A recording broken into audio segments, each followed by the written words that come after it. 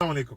یہ نیا جو ایم ٹی آئی ایکٹ آ رہا ہے جس کے خلاف ڈاکٹرز احتجاج کر رہے ہیں، دیکھیں نا، میں سمجھتا ہوں کہ یہ اتنی چھوٹی سوچ اور اتنے گھٹیا انداز میں ایک اتنے بہترین ایکٹ کو متنازع بنانے کی کوشش کر رہے ہیں کہ میں دیکھتا ہوں میرا خون کھولتا ہے. مطلب ہم پہلے دن سے کہہ رہے ہیں، ہم سب یہ بات جانتے ہیں کہ بیوروکریسی انتہائی کرپٹ ہے، نکھٹو ہے، نالائق ہے، اور ان کے دماغ میں فتور اور بادشاہت بیٹھی ہوئی ہے. عوام کی خدمت تو کبھی ان کا مقصد تھا ہی نہیں.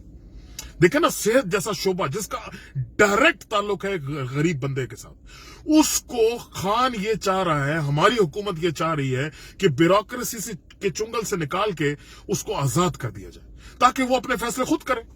دیکھو نا، جو مشین کم ہے ہاسپٹل خود فیصلہ کرے لینی ہے کہ نہیں لینی، مشین خراب ہے ہاسپٹل خود فیصلہ کرے ٹھیک کرانی ہے کہ نہیں کرانی، دوائی میسر نہیں ہے ہاسپٹل خود فیصلہ کرے کہ دوائی لینی ہے کہ نہیں لینی.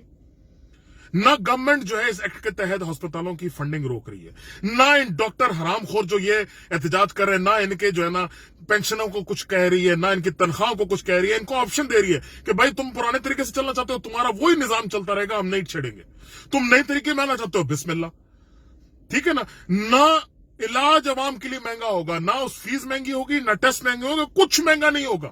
یہ صرف جھوٹ بول کے عوام کے اندر یہ گمان پیدا کرنا چاہ رہے ہیں جھوٹا کہ اس ایکٹ کے تحت ان کا علاج ہسپتالوں میں مہنگا ہو جائے گا. یہ بالکل جھوٹ ہے، یہ بالکل غلط ہے. میں تو شکر ادا کروں گا یار کہ صحت جیسا اہم ترین شعبہ خان اس کو بیوروکریسی کے چنگل سے نکال کے اس کو آزاد کر رہے ہیں یار، تاکہ عوام کو ایک معیاری علاج ملے. اس بیوروکریسی کے تحت جب یہ جو اسپتال چلتے رہے، بتاؤ 72 سال سے تباہی نکلی اس وجہ سے تھی.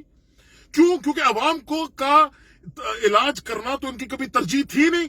ان کی پرفارمنس کا کبھی وہ پیمانہ تھا ہی نہیں. ان کی پرفارمنس کا تو پیمانہ کیا تھا کہ سارا سال کرسیاں توڑو، گٹر کی طرح اسپتالوں کو رکھو، اور سال کے اینڈ پہ جا کر کسی کو 4 ٹکے دے کے اس کے تلوے چاٹ کے اپنی پروموشن لے لو. تو بھائی یہ جھوٹ بول رہے ہیں، یہ بکواس کر رہے ہیں، یہ خود غرض ہیں، یہ جھوٹے ہیں.